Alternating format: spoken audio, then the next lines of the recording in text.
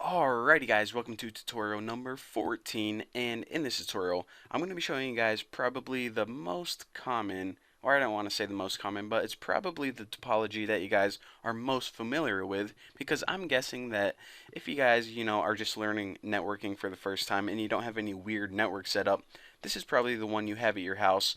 This is called a star topology. So let me go ahead and draw an example of this.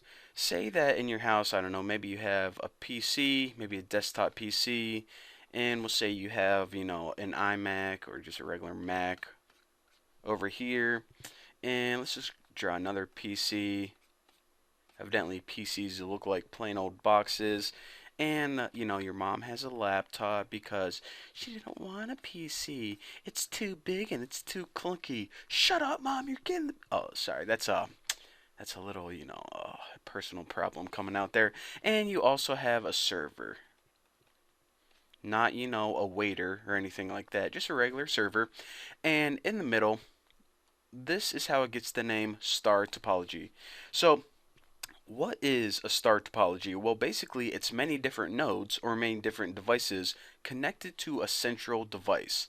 Now, the central device is usually something like a switch or a router. If you know Time Warner came and set up a router, and then you took an Ethernet and connected all of your devices to it, like everyone's PC, everyone's laptop. We'll say that this laptop is actually, has a Wi-Fi card in it, and also the Macs usually have a Wi-Fi card built in. But basically, all of these different nodes are connected to a central device right here.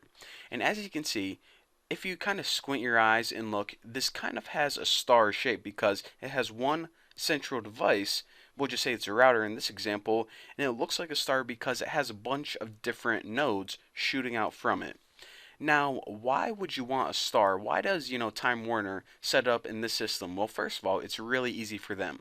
They only have to manage one device. They don't have to manage your entire network, which provides you with internet access. Of course, this would be shooting out to the internet. Right there, that's evidently the symbol for the internet. And another thing is that the cost is really low. So cost is definitely a plus. And why is the cost really low?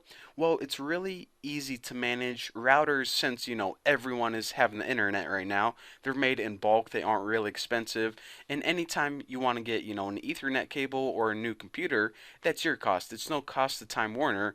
And if you decide to set up your own network like this, it's very cheap just to buy one single router instead of a bunch of different, random equipment. Now, another benefit of this is it's very easy to expand. If we'll say you only have one PC at first, and then your girlfriend moves in with you, and she has a laptop, and then your brother just got fired from his job, and he moves in, and he has another PC. On your router, you have a lot of different ports, so you have very easy expansion whenever you want to grow this network. If you want to stick another PC on here, bam, look at that, just did it in like 10 seconds. So those are the benefits of, a star network or a star topology rather than a bus, or, maybe a ring topology can be kind of confusing or expensive. And the last thing that I want to point out, which I should have mentioned earlier, is that another reason that people like this so much is because whenever one node, I don't know, goes down, maybe you have a break in the Ethernet cable right here because your dog ate it, or maybe your PC got a virus, so this is kind of, messing up the system.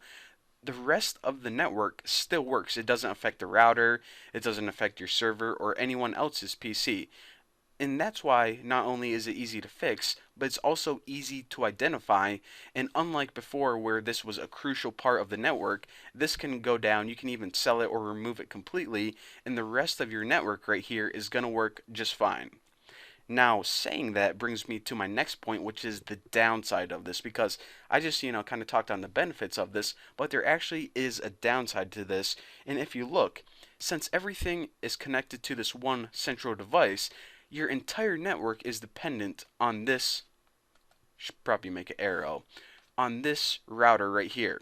So that means, unlike before with, our ring topology, our double ring, whenever this router goes down, every single computer is no longer able to access the internet. So that's one negative part about this, that every node is dependent on one single central device. And if this gets broke, your router, well, then you're screwed. Your entire network goes down. And another small thing I want to mention is that this usually has more cable than a bus or a ring, but that's just, a subtle downside. The main downside is your entire network is dependent on one device, and if that goes down, your entire network is going to go down. So this is the most common for the reasons I listed, but you have to watch out and pay very close attention to your central device. And other than that, overall, I would probably highly recommend this for a home network because just it's so easy to set up. You can expand it so easy, and it's just simple, especially to teach. So with that being said, thank you guys for watching, and I'll see you guys in the next video.